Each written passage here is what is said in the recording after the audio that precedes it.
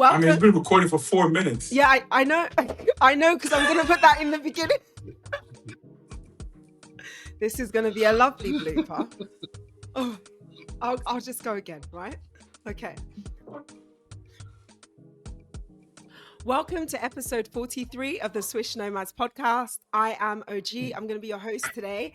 And today's episode is all about the fans. Woo woo. I feel like no one else is as excited as me. But... Okay, there we go. Niger. I've lost my... Guys, I'm having a technical problem. Hold on.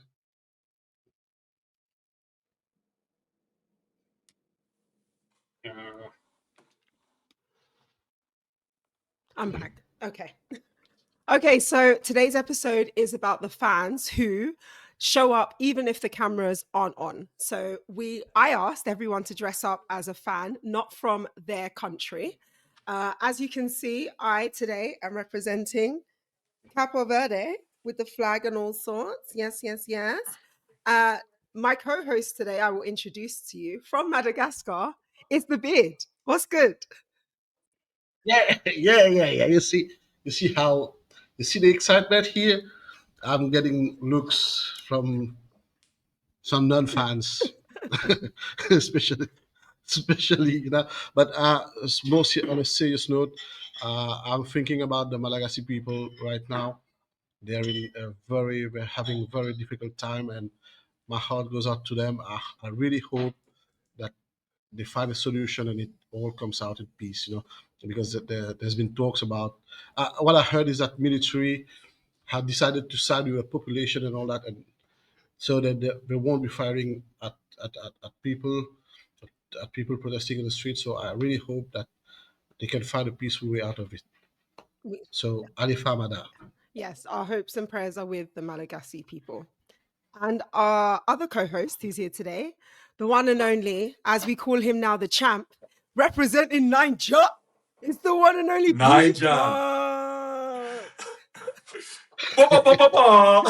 Anyways, hey, listen. Today, like I said before, I'm representing Nigeria. Because I realize I'm like 40% Nigerian. Hopefully, genetically, I can't. This is science. This is science. It's above my pay grade. But I also gotta represent the motherland. So I got my two motherlands over here, and I'm ready to talk some hoops. Let's go. Okay, so don't forget to rate, follow, and subscribe Swish Nomads. You can find us everywhere, including Apple Podcasts. And let's get into it, and make sure you drop your comments below. We're going to start with hot topics this week. And because I'm hosting, I won't be doing it. So I'm handing the torch over to the one, the only, the Beard. Take it away. So do you guys remember Dynamo BBC and what happened to them last year at the BL when they had to to withdraw Because of the but thing, yeah. so now so it seems that the BL or any subsequent road to BL won't be the thing for now, because the Burundi Basketball Federation has confirmed that Dynamo BBC won't be taking part in the qualifying tournament for next season's BL. So the announcement comes after the club failed to meet eligibility requirements set out in the competition's regulations. So most notably, the lifting of a suspension imposed by BL following their disqualification from the Kalahari Conference phase last year. So what happened? Basically, I think if you all remember, they played they put some masking tape on a sponsor's name or something like that, and that was there was an outrage on, and they got disqualified. So the communique sent out by the Basketball Federation of Burundi says that as a road to BAL and subsequent Elite 16 serve exclusively a qualification rounds for the main BL event, the FEBABU insists that Dynamo's participation would not produce intended effects under the current circumstances. I'm still wondering what this means, but I let it slide for now. And but you know what's funny? It's that the federation, the tone remains supportive. In its statement, Febabu encourages the club to continue its efforts to regularize, its situation and prepare for future editions. So we can keep our hopes alive that Dynamo BBC, once among the promising contenders in East African basketball, can and will make a proper return to the continental competition. So on something else, we're moving on to the WBLA with the Women's Basketball Africa League qualifying rounds fast approaching, and clubs are gearing up for the competition. We know that some national champions from the zones are getting ready, and reigning champions Ferroviario de Maputo, you correct me if I'm wrong about that, are aiming to defend the crown. Uh, in the zone six, what they did in Mozambique, they held off a 2-0 2-0 deficit to win their national series 3-2. And in Botswana, Dolphins clinched their national title 2-1 in a tight series with Natasha Lopeng named MVP. And in Angola, Pedro, you'll be happy about that, even though it's not really Nigeria. But yeah, Angola, Sporting de Luanda claimed their maiden national title. So women's title after a dramatic double overtime win, suggesting that powers of shifting in Angola women's basketball. So what we see again, there's this tournament in Kenya where EA, this, I'm sorry, I don't. The name is quite long. East Africa Basketball Championship Cup (EABCC). So it's Le Hippo from Burundi who were crowned the 2025 EABCC champions. Mm, they they defeated uh, Ulinzi Warriors 88-61 in the final game, and they are only the second team to win the cup title. So that's all for me for now. I hand back the mic to Oji, and we have a lot of bloopers too. We love a blooper on Bye. I'm leaving now. we love a blooper on the Swish Nomads podcast. It shows everything is real. All right. So, as I mentioned, today's episode is all about the fans. So, let's get into the question of the week. So, the question of the week that I asked my co hosts to think about. Oh, and just before we continue, you can tell that we are missing two of our co hosts. That will be Cello and Jigo. Once again, we have excuses. Cello is absolutely fine, guys. You don't need to worry about him. He told me he was going to be here and he's not. So when I see him, yeah, when I see him in it, we're going to stand on business when I see him. As for Jigo, well, we didn't record yesterday because he was busy.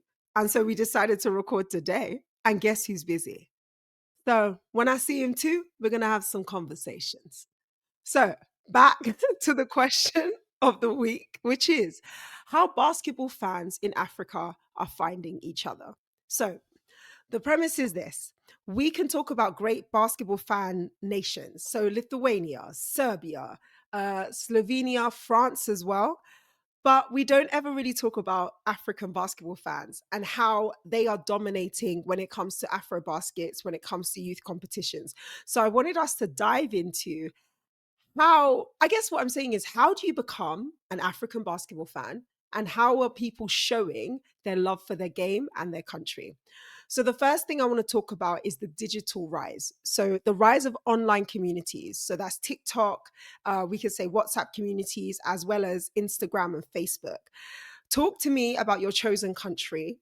How are they doing in the digital space? Let's start with P Funk and Nigeria. I mean, I think Nigeria is you guys are too. I mean, we, not you guys, not you guys. We, That's it. we're like That's what it. 200 million, right? And I think the Hmm. good thing about the Nigerian stratosphere is that there's also like music, Nollywood combining. So there's not only basketball, it's a culture.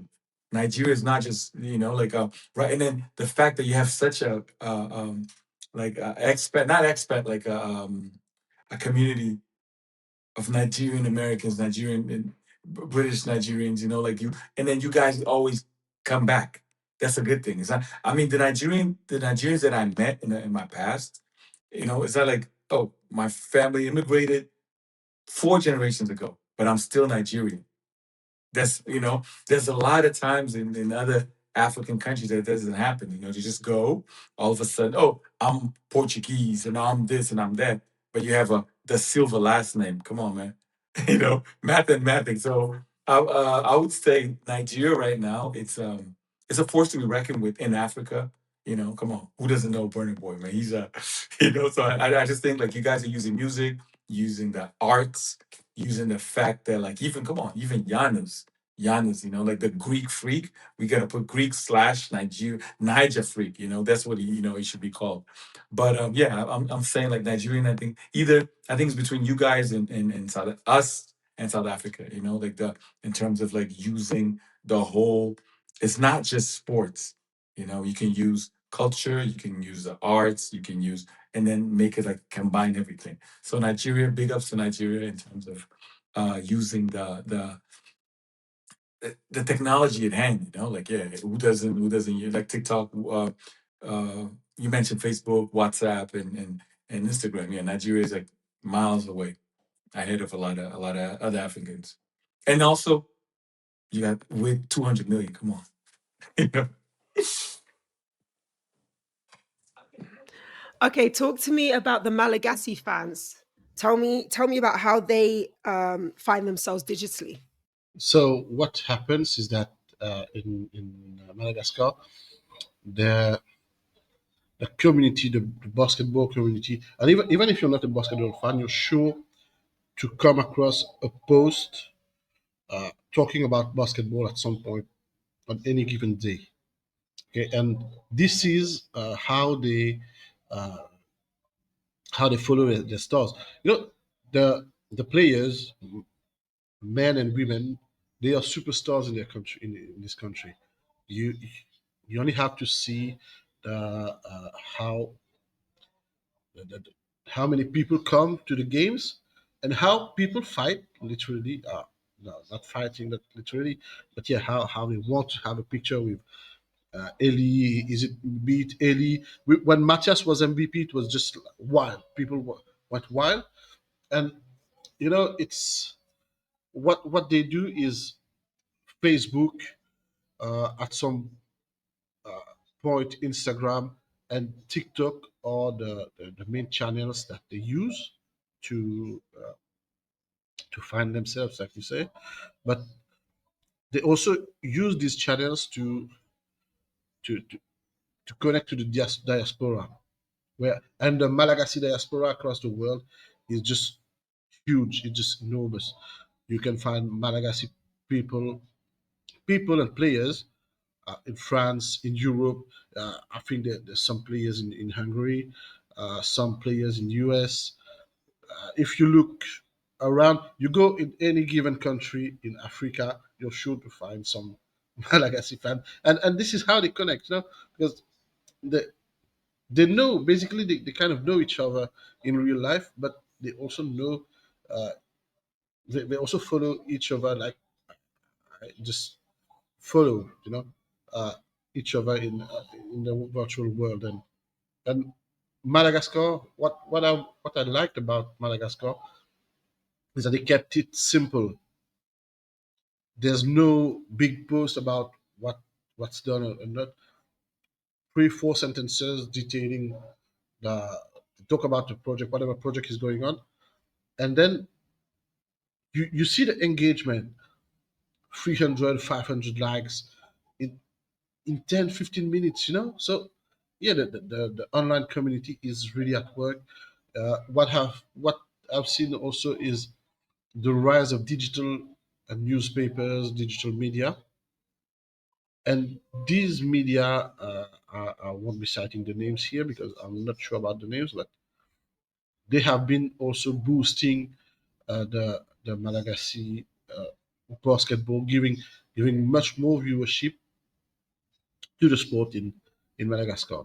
So I'm going to talk a little bit about Cabo Verde. So digital media for Cabo Verde is a big part of basketball because a lot of their people, let's say, live abroad. So whether that's the US or Portugal, it means for them to connect with the CBL, which is the local league, which was started, I believe, in 2023. They need to do that online because they're not actually physically going to the games. But what's really good about the CBL is that they put the games live. They live stream the games, so you can actually watch them on YouTube, and then you see fans interacting in the comments. They also have their own Instagram page. I don't know about Facebook, but I've definitely seen the Instagram page, and fans genuinely engage with the national teams. So when the women took part in 2021's Afrobasket, we saw a lot of engagement with the women's game. They didn't do so well, but the ladies were excited to be there, and the fans definitely followed the games. And obviously, with the men taking part in Afrobasket and as well going to the World Cup, we definitely see a lot of Cape Verdean fans online. Lots of like Creole phrases that I don't know, but like one person says the phrase, and then you'll see like 10 people saying it like underneath, underneath, underneath, underneath, and then the love hearts going. So there's definitely a community there. Can there be more of a community? Yes. Remember, like basketball is the second favorite sport in Capo Verde after football. So I think that that's maybe a little bit of a limitation. And again, it's about having publishers who are publicizing Cabo Verdean basketball. So we have publishers that we work with called Splash Basket, and they specifically talk about Cabo Verdean basketball and then sometimes Angolan as well. And they are really, for me, the guys championing Capo Verde basketball online. So that's what I would say about their digital presence. So we're now going to move on to the next part of the fan connection, which is the diaspora engagement. Pedro talked a little bit about this in his answer. So we're talking about fans abroad, whether that's the UK, whether it's Europe, whether it's the US or in Asia. How are fans abroad contributing to the fan base of their local or national teams? And we'll head back to you, P Funk. When you mentioned local, I mean, there's a big problem with, because I don't know a lot about the Nigerian local league. That's the thing.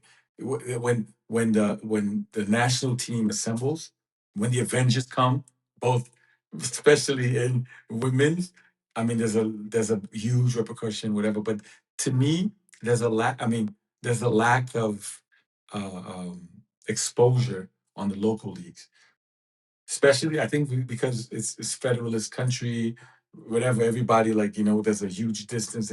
I don't think that you play in every um, province, so to speak. It might be the same problem that we have in Angola. National team is different. There's a national pride. There's a national pride that kicks in above and beyond any club rivalry. So I think that's a good thing. That's a good thing. And then and the fans abroad will be, they're like, to me, there's because I don't know if because a lot of times when there's a competition, a lot of people travel. You know, a lot of people travel, and then you see third generation Americans or fourth generation, whatever, they from Nigerian descent, but they still rep in Nigeria. So that's a good thing. That's a good thing. And to me, like African basketball is having a resurgence now. Because right now, if you think about it, everybody's connected. There was a movie called 6 Degrees of Separation. Now there's 1 degree of separation. One click, you can reach your favorite play. I mean, you might not answer, but there's a possibility, you know, or there's a possibility he might react depending on how nice he is, whatever, or how bored he is. But I'm just saying engagement now, like a connectivity, it's at a all time high. I do not think 20 years ago it was that simple. So now you can follow the stats. You can follow, you can follow your let's say Nigerian stars, like in high school, and then go to college, and then turns pro, and then so there's a and then you think, oh my God, I grew up with him, kind of, So to me, it's easy. It's easy to do it, and then I think the it's got to be a balance between homegrown, like the let's say traffic, or like from the diaspora. But I think if you combine both of them, it's a win-win. And the beard, talk to me about your diaspora population for Madagascar. Oh, that's just wild, what happens. Yeah. I'll explain, because they have, I think every year or every 2 years, there's a, how do you say, there's an Mhm. event in that's hosted in France. Okay, and it's open to every Malagasy in Europe. If you're in Europe, you can go and attend. You can go play basketball. You can go uh, play soccer, or and all that.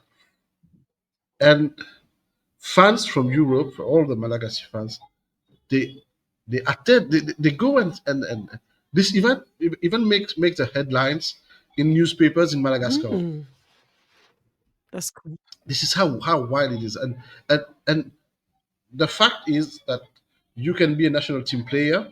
You can go your like, I think last year it was Matthias was there. There was Matthias. There was the point guard. I'm not sure. I don't remember his name. Uh, so the public fans can go and interact with the Oh, players. nice. So is it like K54 So or not like K54? A little, yeah, okay. uh, uh, it's a bit Mhm. broader, because so many sports and Okay. all that, and and they have had so many players coming from this event to join the national team afterwards. Okay. So the Malagasy Federation uses this event to identify some players who can come and play for them, and that. And you, when I remember back, shifting to another topic, I remember when they played the Under 19 World Cup, Hmm. and at some point there was the fan vote who should be the MVP. I don't know if you remember Mhm. that, but everyone said, like, I think every Malagasy person voted for Matthias at this point. Even women knew it. So you see, every person in the Mhm. world, I think, every Malagasy person in the world who had access to a computer voted for Matthias. And sorry, this shows how attached, how close they are to the Mm. colors, even though they're miles apart from, they're miles away from a country, the homeland. They still attach, they still close to. They wear the colors on the Mm. sleeves, and this is what's beautiful about Madagascar. You can whatever happens, you're sure to have, they will have, with the national team, the players will always have the support of the fans wherever they Mm. are, and this is just wild for Madagascar. And just to touch a little bit more on Capo Verde. So essentially, the reason why the CBL was invented was before that they had the Capo Verde Basketball League, which is the CVBL. So that was 2021 to 2022, and that was run by the federation. The CBL was then, I guess, the taking over one that came to take over. But since then, they've done a really good job with galvanizing their diaspora population. They've done a really good job in getting even influencers who are living in the States and living in the UK who have Cape Verdean in their blood. Who also kind of comment and talk about the games as well. I know this because I followed one on IG and he followed me back. So clearly what they're doing is working. You know what I'm saying? But in terms of the diaspora fans, I think the more that they put out, and this is the CBL as well as the federation, the more they're going to get back. The population of Madagascar is about what, 590 something, 590 something thousand. So they estimate there's and those are people living on the island, and then they estimate, I think, 45% of Cape Verdeans live outside in the diaspora. So even if you touch 3 or 4% of them with basketball, that's a big number of people cheering you on. And I also believe the diaspora do fly in to watch games, but more like World Cup or stuff that's potentially outside of Africa. I don't think we see many of the Cape Verdeans flying to come and watch like Afrobasket. I think the fans you see in the arena are the ones who are actually from the islands, or they're Cape Verdeans living in other countries who have traveled to watch. So more can be done to galvanize the diaspora community, but they're not non-existent. They are there, and they do want to know about the game. All right, let's move on to the next part.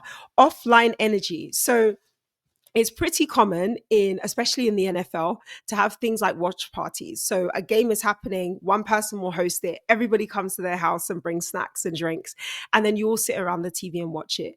Now, in African culture, I don't think we necessarily do that around games. What we do is go to bars and we'll watch at a beer garden. So I want to find out, within your chosen countries, what is the culture offline? So if they're not on the court and they're not on social media, how are they engaging with the game? P-Funk, back to you. Nigerians, they know how to party. We know how to party. We know how to partay. So I would say it's more. This is more for football. I think there's a more, it's more because, especially in the heyday of football success that Nigeria had, not only on the continental level, but in a world stage. I would say like there's still a little bit, because there's something that is lacking in, let's say, Afro baskets, like the little, like Evelyn, a little, what's the name of this? What's the name of it? They do it in Eurobasket too. They make a Like little, a watch party. yeah. If it was able, to, they, in an Afro basket, we can have that. It will be because Nigerians will, like, because there's something that people forget. There's 512 languages. That's what I read. I did some research. 512 languages. How do we communicate? You Yeah, know, that's a good point. It's quite because difficult when you have you different know, languages. and then But not only that, I like will say, sorry, I didn't mean to cut you, but just on that, I think that we had a conversation a few episodes about the business of basketball. And I think true. this plays into the business of basketball. Like, Nigerians especially are known as to be people that invent stuff and are creatives and so on and so forth. That's an idea to me. Like, you have watch parties, you have these events, when they're happening, you charge everybody an entrance fee, and then you give them, like, with your ticket you get a drink and a small meal, and then you pay Yeah, for more yeah. if you want more. But that's a way True. to get people engaged with the game. You pay for one courtside subscription, and then everybody comes and watches the game. I think if we can get more businesses, more people kind of doing those types of things, not only does it grow the fan base, because now you get to meet some new people that you didn't know were basketball Yeah, fans, absolutely. Yeah. but it also brings the game to a community element, and it's not so far away from our African community and the things that we're used to doing. Also, and also for networking, it's perfect. Listen, That's a good when I point. when I went to two events this year that they had this, like I went to the U19 World Cup in Switzerland, and then I went to Eurobasket in Riga in Latvia. And it was crazy, crazy, crazy, crazy. Because then you can only enter when it's your game unless you have for a day pass. So I was chilling. I would go there. I was going there for lunch, waiting for the game that I was gonna go watch the game, coming back, stay there the whole, and then I saw people, I met people. Oh, you coming tomorrow? Yeah. I made not friends, but acquaintances that I was able to hang out with them over there. And then, a lot of business cards. Oh, you work in basketball in this country. I work in basketball too. Here's my Mm. card. Hit me up. And then the same happened at the World Cup, in 2023. I got a couple of my kids in the US based on a couple of conversations that I had at a especially at a watch party. And then when I went back to the hotel, we stayed. So yeah, it's very, very, very. This we got to be proactive. Mm. Proactive. And then yeah, and then African businessmen take a hint. And women, and women. Jonathan, talk to me about the offline energy for Madagascar. What happens is when before the games, before the big games, uh, just so you know, when they hosted the 2022 under 18 and the final and Madagascar reached the finals, mm, the morning of the finals, people were waiting since 6 a.m. in front of the arena. That's dedication. Yeah, yeah, this is dedication, and then you have people coming Frank said, business people coming to sell jerseys. This is from one of them, uh, and there's no watch party as such, but there's gatherings.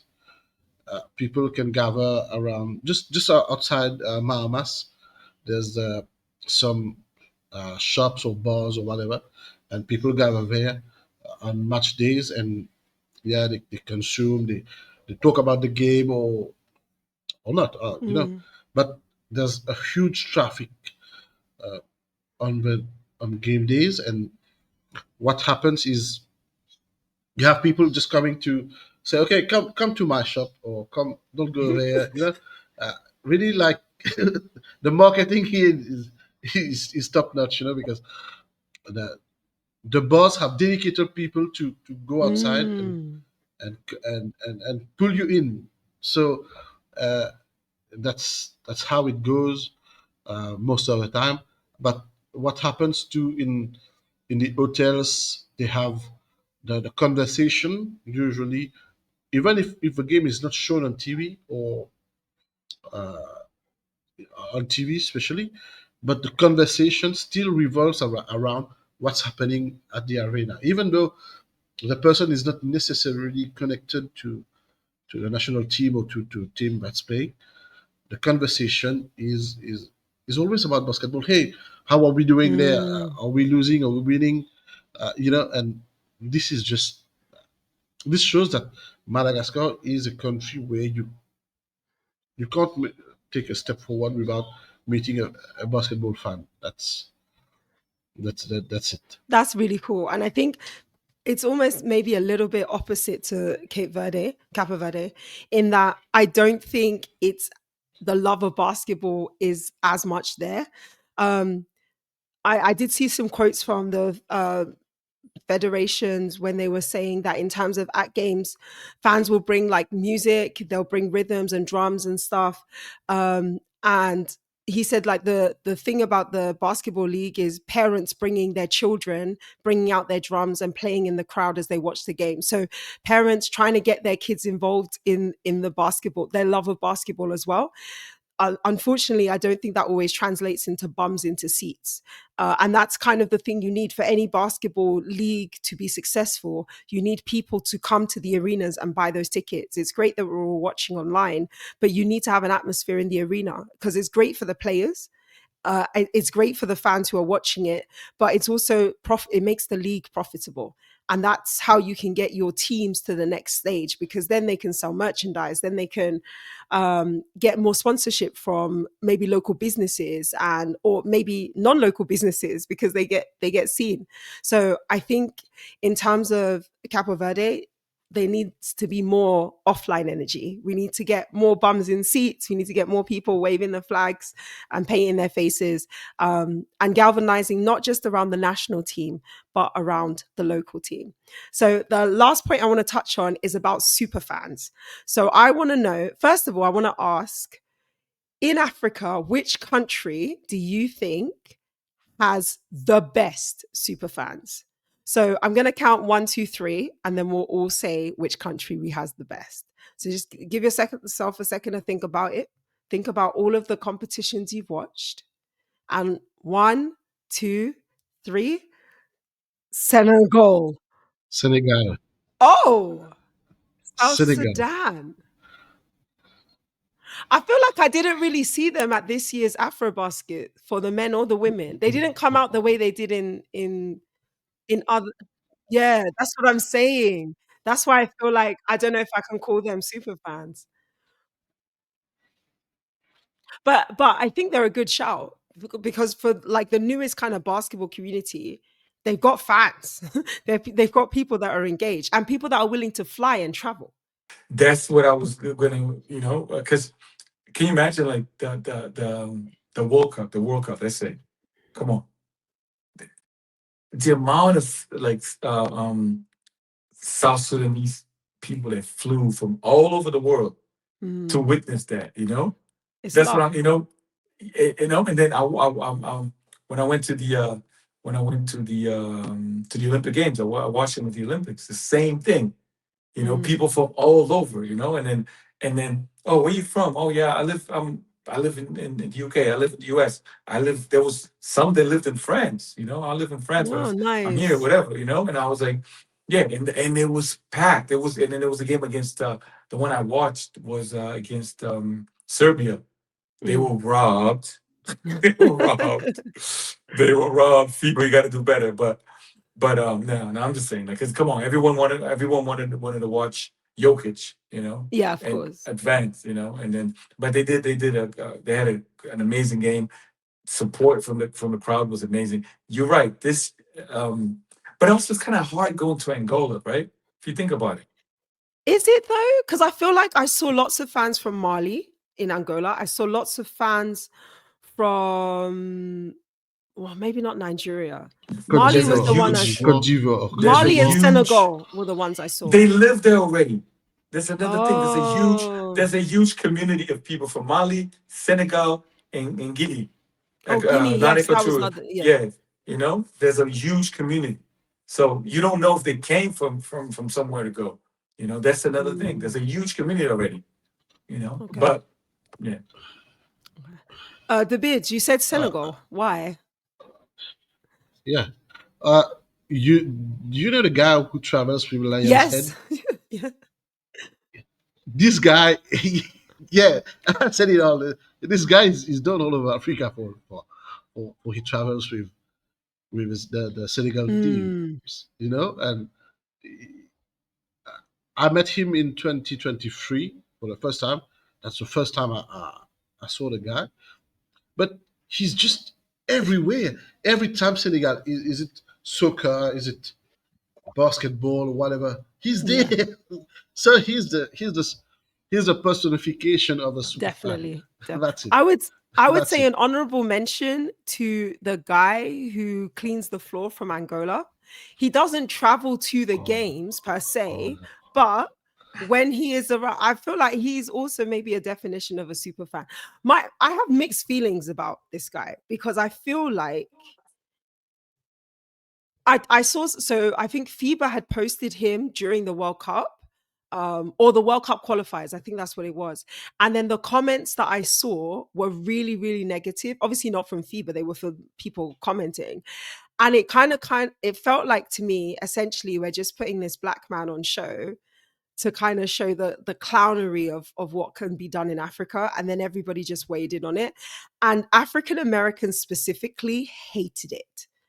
They just felt like, yeah, like the comments were just like, so what, this is what you see us as, like a monkey that just jumps around on cue.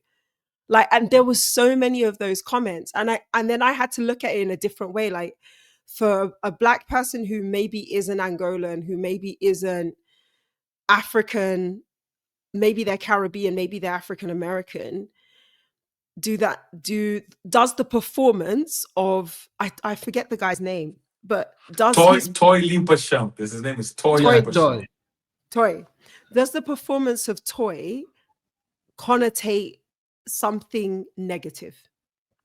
Can I And just that's say actually, let me something? ask you that. Like, yeah. Can I just tell you something? When I still lived in Angola, I met him before. That kid he was like, he used to wash cars and whatever. Someone gave him that opportunity of, mop the floors, like doing like someone slips, whatever.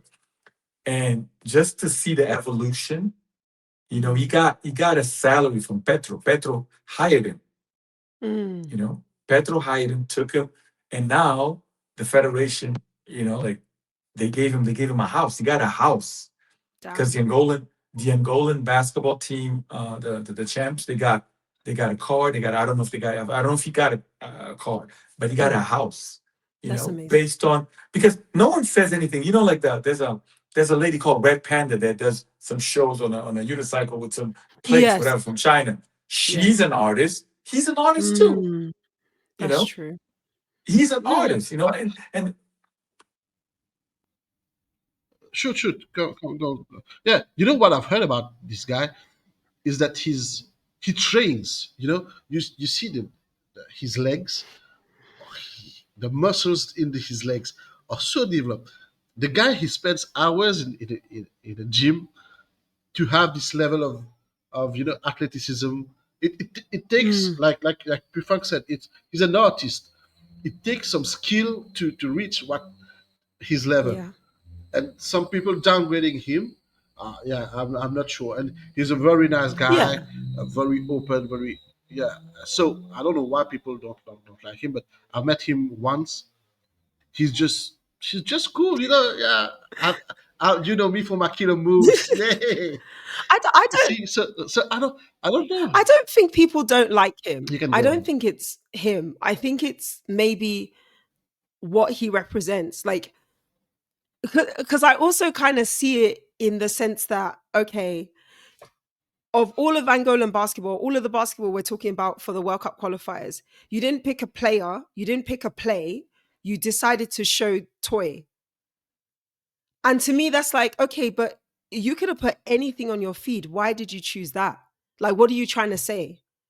That's kind of how I saw it. So it wasn't about Toy himself. It was more about what was the motive of you choosing that clip instead of choosing a dunk, instead of choosing. Do you understand what I'm trying to say? Yeah. So no, in terms of super fans, he gets the gold star on being a super fan. The reason I said Senegal was that for as long as I can remember, whatever competition it is, Senegal's section is always full of people. I don't know how they do it, and they're always coordinated. They're doing the steps at the same time. Everybody is wearing the right outfit. Everybody's hair is looking good. Everybody looks great. And the energy they're giving, win or lose, the energy is there. I don't know any other basketball federation that's doing that. Senegal to me is like what every fan should to aspire to. I don't know. Name another basketball federation doing that, or fans, if it's not the federation. Nigeria is not doing that. I don't see no coordinated Nigerians. And we've got many dances we could coordinate on. Okay. All right. So, in conclusion, are African fans finally building their own global identity beyond football? And if so, tell us your stories of African basketball fans. Who do you love? Who do you think are super fans? What do you want to do or see more to help encourage your teams to make it to the next level? Now we're going to move on to one of my favorite sections. It's hidden hoops. Now, Jiggo was supposed to do the middle part of hidden hoops. So here's what we're going to do. We're going to go to the past and the future. And then if we need a fill in of the present, I will I will do a little bit of waffling, is what I'm going to say. But let's go to the beard and talk about the past of Ghana. So I did my homework. Love that. Yeah, it won't be a script, like oh geez, and what she does. You can't mimic what, yeah. But yeah, I try to do some homework. So let's head to Ghana, where basketball was introduced in the early 20th century through educational institutions and American influence. And as in many African countries, the sport initially spread through missionary schools and community programs. But however, it wasn't until the latter half of the 20th century that basketball began to establish a significant presence in Ghanaian sports culture. In the 60s, 1960s and 1970s, the sport gained some momentum as schools and universities across the country adopted basketball. The establishing local leagues developed a platform for players who honed their skills and started competing at higher levels.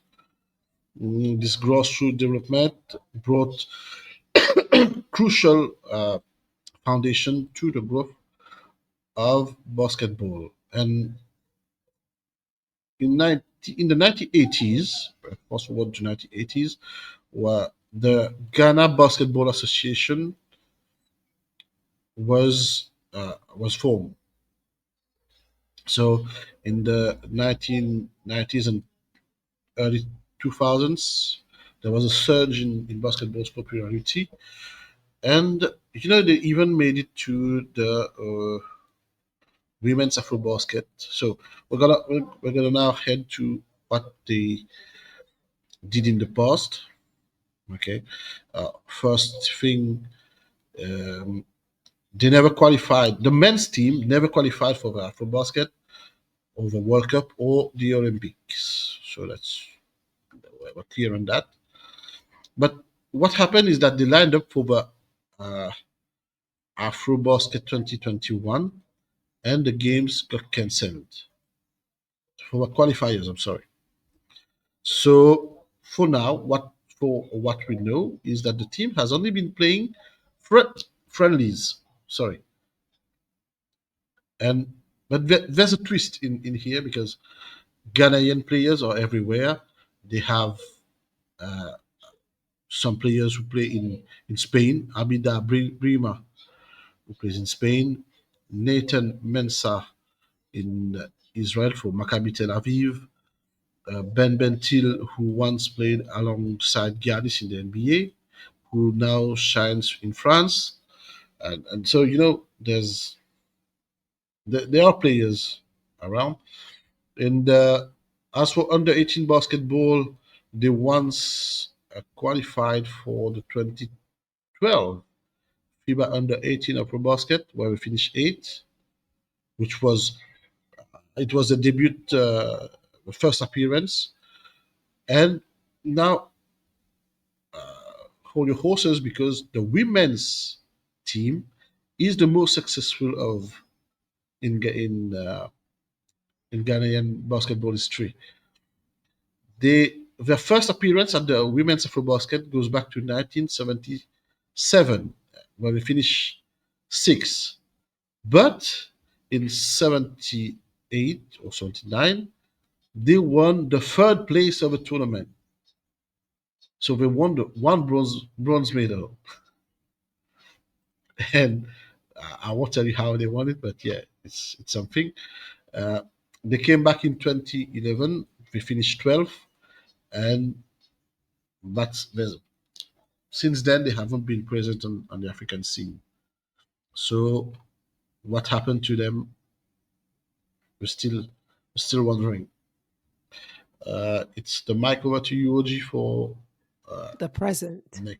what comes next. Okay, so I just learned something that I didn't know. So yeah, to all my Ghanaians out there, you know the deal. I'm Nigerian. I can't be nice to you. That's just how this is. But I'm gonna try and be professional. All right, so the present of Ghana. This is me waffling. So Ghanaian basketball scene right now is alive, but it's a bit restless. So it's powered more by passion than it is by funding. This means essentially there's no fully national league yet, but the energy is there to create something. So they have university tournaments like the GUSA and the UPSA Titans games, plus high school powerhouses such as Presec Legon, St. Augustine's, and Opok Ware keep the talent pipeline flowing. These players then end up going to play in a more organized game, which is played outside.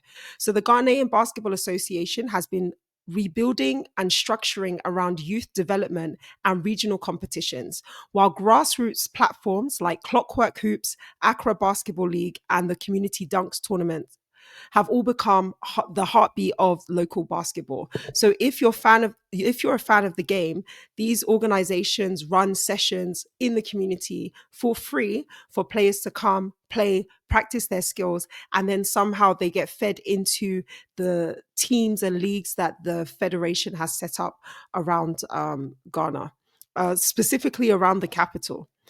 Ghana's diaspora, as the bid mentioned, are also playing a major role. So you can find players with Ghanaian roots showing up in the US college system and in Europe, and sometimes in the BAL qualifiers. And in saying that, those who know will know that the Spintex Knights took part in the Road to BAL and the BAL itself, and are hoping to take part in the one coming up this year as well. So it will be interesting to see the work that keeps going into the Ghanaian basketball by the federation, and to see what's going to happen in the future. And for that, I'm going to pass you over to Pedro. The future. Listen, I'm going to be completely honest. I didn't even know they played basketball in Ghana. No, honestly, by the looks of it, listen, I do my research. I don't come and ad lib, be like, yo, I'm gonna, Fair. So I went, and what I try to do is like, let's get the rankings, the FIBA rankings, because it should give you some indication how your country's performing, right? So they're not in the top 30 men's basketball in Africa, women's basketball, boys basketball, nor girls basketball. But surprisingly, they got a ton of players in the States.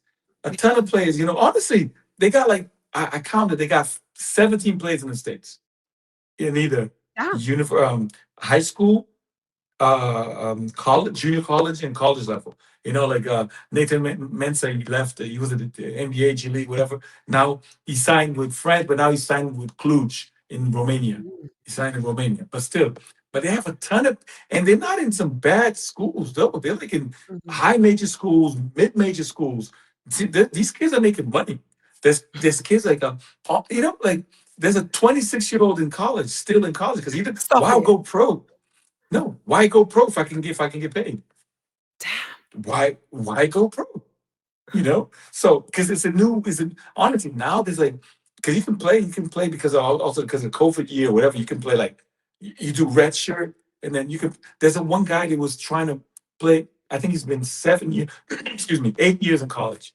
He did 2 years he went to junior college, did red shirt, 2 years of JUCO, went to D1, did red shirt, then he had surgery, then 7 years. But in terms of our Ghanaian brothers, there's kids playing for Providence, playing for St. John's, and then a couple of kids in the community college. So I would say they got to be doing something right in terms of, even despite not having a local infrastructure in terms of leagues and whatever, but somebody is taking them to the States, and they're performing at the high school level and getting D1 scholarships and D1 money with that. So the future looks, maybe we're gonna get a new South Sudan, in like next Afro basket. They can, because these guys, these kids, they gotta have to play somewhere. Yeah, that's true. They're gonna have to play somewhere. Either they go home or they go whatever, but they gotta, so if there's a league, I think that it's called the ABL. That's what I saw. Accra Basketball League. There's Accra Basketball League. There's like 10 teams. And then you mentioned the Knights. The Knights were like, they're the champs, the Spintex Knights. But like, I don't think if the game is played countrywide, but at least they got 10 teams. 10 teams. Yeah. There's no foreigners. No foreigners on the team. Nice. Yeah, I was able to look for the roster, whatever. The only roster was available. It was the Knights roster. Other than that, no rosters available. But the champs don't have any foreigners, import players. But yeah, the future is. I mean, I'm always hopeful. Saying that, listen, they might not be investing here, but they're doing something else. I don't know how the conditions are in terms of facilities, if they have inside arenas, if they play outside. Nothing. I don't know, but I would like to know. So if anyone's from Ghana, shoot us a text, whatever, in the comments, drop down in the comments, be like, hey, listen, we do have arenas. and then we're coming back. So the future is promising, on the potential national team level, but I don't know about the club level because we don't know who's playing. We don't know the whole infrastructure. Thank you so much. That ends Hidden Hoops Ghana. We hope you loved it and come back next week where we will take on another country. Now let's get to the section that everybody knows and loves. Bring out your pens, bring out your papers or your phones. Let's get to the Swish Nomads Quiz. Okay, so today is going to be a head-to-head, the Beard versus P-Funk. P-Funk, I want you to know I'm rooting for you because I can't have the Beard winning. I just can't. The questions are going to be very evenly based and not based on articles that Jonathan has written. All right. The theme for this week's quiz is Haters gonna hate. The theme for this week's quiz is hating. Riding dirty. The theme for this week's quiz. Oh, you're hungry. I'm hungry now. It's past my dinner time. So the theme for this week's quiz is MVPs. So question number 1 is based on Macron. I can hear you. Oh, can you hear me now? So I won. It's a forfeit. I won. Jonathan, can you hear me? Oh, yeah. I'm trying. What do you mean you're trying? It's a yes or no question. I know. Shoot, please. Okay, so the question is, Ben Rondam was the 2021 AfroBasket MVP. How many AfroBaskets has Rondam competed in? Competed. Let me get my paper so I can. Okay, I'm writing already. I'm just gonna, I don't know, but I would say. Not qualifiers. These are actual AfroBaskets, guys. Okay, I'm done.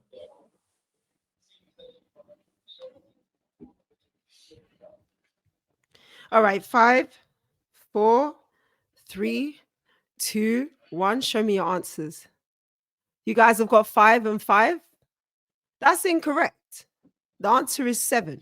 Oh, I'll tell you. Man. 2009, 2010, 2011.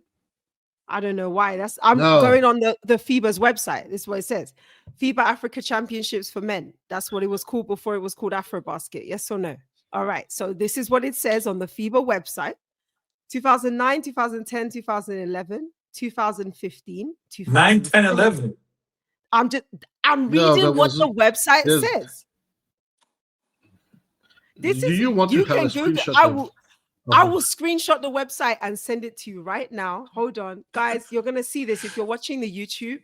The YouTube is crazy. That's Wikipedia is not. It's not. I'm not on Wikipedia. I am on the FIBA website. Broski, don't play me. I know what I do. FIBA connection. Yeah, FIBA connection. Come on. Check it. I put it on WhatsApp. There you go. You can see it in 4K. They have said the FIBA African Championship for Men, 2009, 2010, 2011. Then he played 2015. He played 2017. He played 2021. Yes, he played 20. OG, please. What? OG. What? It's FIBA World Championship for Men. Oh, I missed it. Sorry, my bad. That's dyslexia kicking in. I'm sorry. I'll read it. Oh, so the correct answer is actually 5. Please. I'm gonna cut all that out. It's fine. All right. So you both get the answer right there. Well done. That's crazy. Question number 2. The 2025 Women's AfroBasket MVP was Amy Okonkwo. Can you tell me the 2 teams Amy Okonkwo has played in club competitions for? To give you a hint, one of them is Euro Cup women and one of them is EuroLeague women. Just I thought we were guess. talking about P-Funk. African basketball. No, what am I gonna guess for? Like, oh, no, I'm not even. Because it's even worse than in 1917. Who won? It's not what. Because I'm talking 5, about Eurobasket, Euro Cup. No, 4, 3, I'm out. 2, 1. Can I have your answers, please? There's no way the bid's gonna get this. There's no way. If he's watching European basketball, Is it Landerneau? no, it's not. The No. second. The second one. In 20 sorry, it is Tango Borges Basket and Besiktas. Yeah. Oh, Bruges. Sorry, my French is Besiktas, not great. Besiktas in Turkey. Yeah. Exactly. Those are the two answers. So nobody got that one. All right. Question number 3. It's your boy Matthias Muddy. He was MVP in 2023. the under 19s. Yeah, 2023. Can you tell me he played No, in 2022. 2022. Yeah. Oh, sorry. Can you tell me U18. he played in no, according to FIBA's website, it says it was 2023, the U18. Oh no, wait, 2022. I'm having a problem with reading, guys. Just give me a moment.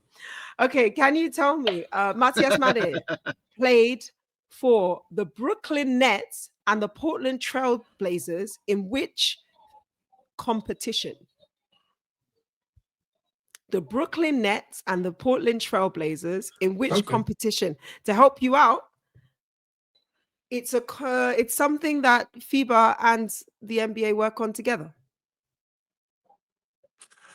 Okay. 5, 4. Oh, come on. Oh, okay. I'm still thinking. I know they had it in Angola too. 5, 4, 3, 2, 1. Let me see those answers. I just FIBA put FIBA NBA. NBA. I don't know. And then Basketball Without Borders. The correct answer is Basketball Without Borders. In 2022, Matthias Made played with the Portland Trail Blazers, averaging 5.1 points. And in 2023, he played with the Brooklyn Nets, averaging 4.5 points. P-Funk, I'm going to need you to do better. All right. In 2024. I didn't write any stories about Matthias and oh yeah, you didn't write any stories about Matthias. In 2024. No, just so you know.